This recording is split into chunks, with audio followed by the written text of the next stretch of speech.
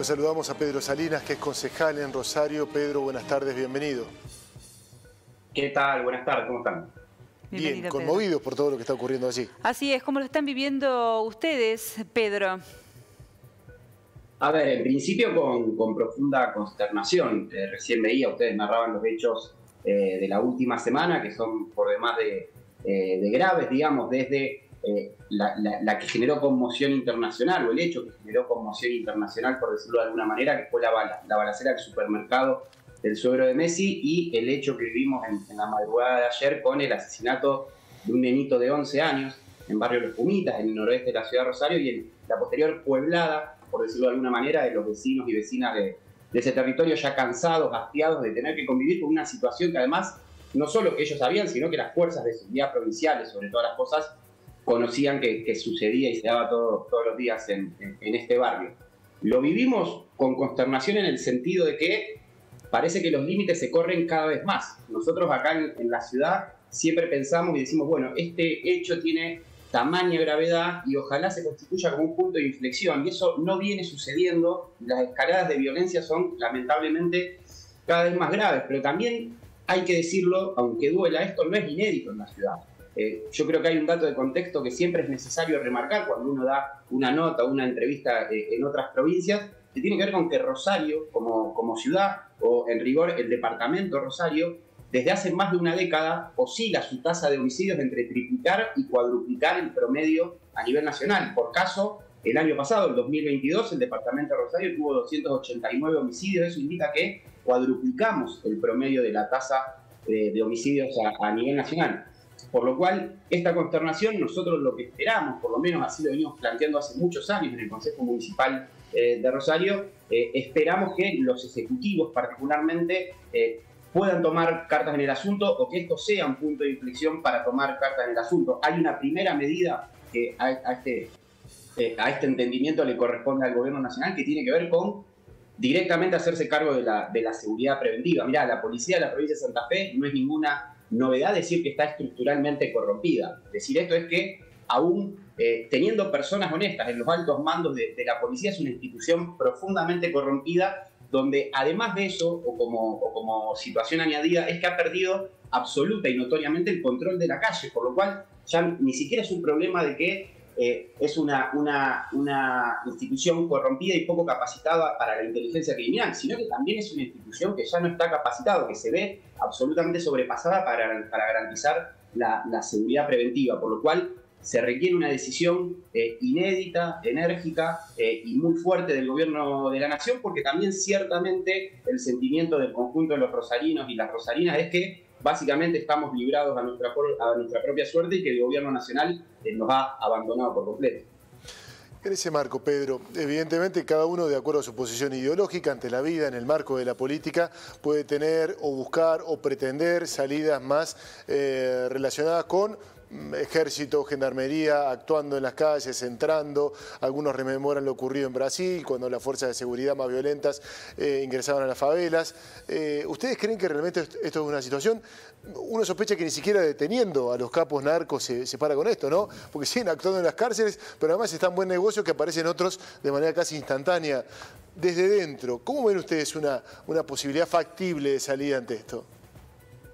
Mira, nosotros tenemos una posición que en esto, entiendo, no tiene que ver tanto con un emplazamiento ideológico. A ver, esta cuestión tan meneada de las Fuerzas Armadas asumiendo tareas de seguridad interior me parece una barbaridad, y es una barbaridad simplemente porque estamos en una coyuntura o en un pretexto electoral. Pero inclusive, si vos lo pensás, quien propone eso fue ministra de Seguridad durante 4 años y no hizo uso de esa opción operativa, por lo cual yo descarto y ni siquiera quiero entablar una discusión con eso, porque además vos mencionabas el caso de Brasil. Si te querés ir más lejos, está el caso de Colombia y México, donde justamente lo que se ha corroborado es que ese tipo de estrategias de abordaje de la seguridad pública lo que han hecho es agravar aún más el problema y generar más niveles de conflictividad. Para nosotros esto requiere claramente de una estrategia de abordaje integral, y nosotros lo resumimos en una metáfora muy sencilla.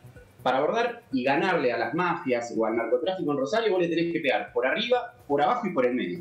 Por arriba es el lavado de activos, es perseguir la ruta del dinero narco, que es lo que en última instancia, al final del día, le da rentabilidad a la violencia. Si no, la violencia no tendría un sentido, aunque lamentablemente también hay que decir que en la ciudad de Rosario la violencia se está planteando como un esquema identitario para muchos pibes y pibas, sobre todo de los barrios populares. Pero bueno, vos ahí tenés un problema que lo tenés que abordar y que de hecho nosotros, un proyecto de nuestro bloque que venimos planteando hace muchos años, logró aprobar el año pasado para que la Municipalidad de Rosario cuente con una agencia antilavado en su estructura, en su organigrama municipal. En esto los funcionarios municipales de la ciudad de Rosario tienen que victimizarse menos y poder ponerse a trabajar un poco más.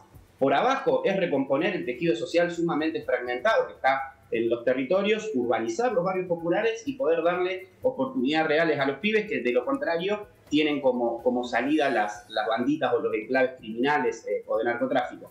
Y por el medio, básicamente, es gobernar el mientras tanto. El gran problema que tenemos con esta agudización de la crisis de seguridad pública que se da en la ciudad de Rosario es que no hay gobierno del mientras tanto, es decir, el presente es un caos permanente de tiros, de extorsiones, de muerte y de sangre, y así sinceramente es imposible planificar el futuro. Esto que te decía, por arriba al lado de activo, por abajo la recomposición social y la organización de los barrios populares, esas son medidas que van a la raíz del problema, pero por eso mismo van a llevar su tiempo. Entonces, por el medio, en el mientras tanto, lo que necesitamos es que alguien pueda garantizar mínimamente la seguridad preventiva de la población. Esto lo digo en términos de el robo predatorio, de los delitos más comunes y ramplones, que ni siquiera eso la policía de la provincia de Santa Fe hoy está pudiendo garantizar. Y creo que hay que hacer de forma enérgica y con mucha decisión el abordaje en esos tres niveles. Y con esto te pongo un ejemplo muy clarito. Nosotros sobre el final del año pasado, que también hubo otra crisis recurrente de seguridad pública en la ciudad de Rosario, planteamos un proyecto que se aprobó, que era muy sencillo.